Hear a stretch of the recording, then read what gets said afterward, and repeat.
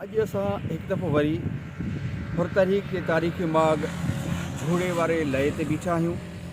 छो त असांजो मक़सदु इहो आहे त हुर हिस्ट्री जे हवाले सां जेके बि लिकल पासा आहिनि, लिकल गोशा आहिनि, उन्हनि तारीख़ खे निर्वार करिणो आहे त जीअं आईंदे जो नसल असांजी हिन तारीख़ खे पढ़ी ऐं पंहिंजो पाण रूशनास थिए।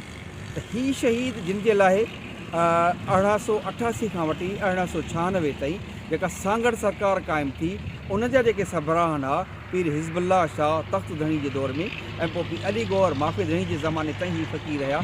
शहीद बच्चू बादशाह, पीरू वज़ीर ऐं उन्हनि जा 12 ॿाहिरोटिया 12 जिन हिकिड़ी सांगड़ सरकार नाले कैबिनेट क़ाइमु कई।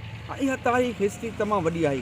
हींअर रिसेंटली असांखे जॾहिं रिसर्च में वञूं था, शहीद बच्चू बादशाह जी असां जेका आहे शहादत जी जेका तारीख़ मिली 26 नवंबर 1896 जे हिसाब किताब सां असां उहा बि मिलाई।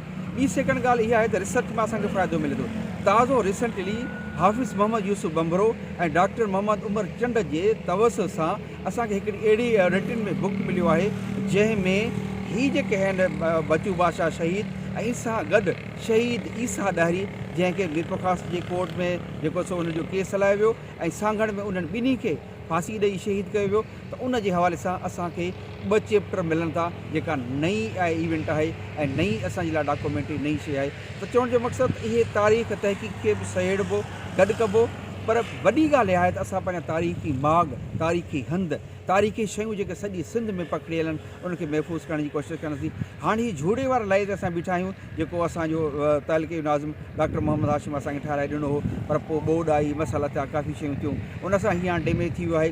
हाणे अॼु असां वटि असांजे मुस्लिम लीग जो असांजो सुठो तमामु वर्कर पंहिंजो फंक्शन लीग खे हिकिड़ो त जेको स्टूडेंट विंग खां मथे वठी आयो, हाणे ख़ुदि मदर विंग में पाण अची विया आहिनि। असांजो दोस्त आहे वकार जट साहिबु, उहो असां सां गॾु आहे। ऐं चाहींदुसि त वकार जट खां त हिस्ट्री जे बारे में हीअ जेको माग मकान आहे उन जी अहमियत ऐं असां अॻिते कीअं हिननि मागनि मकाननि खे पाण प्रिज़र्व करे सघूं था, उन जे हवाले सां ऐं वकार साहिब खे गुज़ारिश कंदुसि त 2 लफ़्ज़ पेश करें।